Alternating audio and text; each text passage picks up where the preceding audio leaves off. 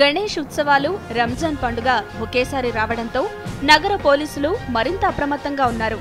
ఉగ్రవాదులు దాడులకు పాల్పడవచ్చని ఇంటెలిజెన్స్ వర్గాలు హెచ్చరికలు జారీ చేయడంతో ఇప్పటికే రాజధానికి భారీ భద్రతా వలయాన్ని ఏర్పాటు చేశారు. ముఖ్యంగా గణేష్ నిమజ్జనోత్సవంతో రాజధాని అన్ని రోడ్లు జనంతో కిక్కిరిసిపోనున్నాయి. ట్రాఫిక్ పూర్తిగా స్తంభించిపోవడంతో పాటు ఇసుకేస్తే రాలనంత జనం ఈ ఉత్సవాల్లో పాల్గొంటారు. దీంతో సంఘ విద్రోహులను గుర్తించడం పోలీసులకు సవాలుగా మారనుంది. ఇప్పటికే వివిధ జిల్లాల నుంచి భారీగా పోలీసులను నగరానికి తరలించారు. ఆర్పీఎఫ్ పోలీసులను కూడా ప్రత్యేకంగా రంగంలోకి దించారు.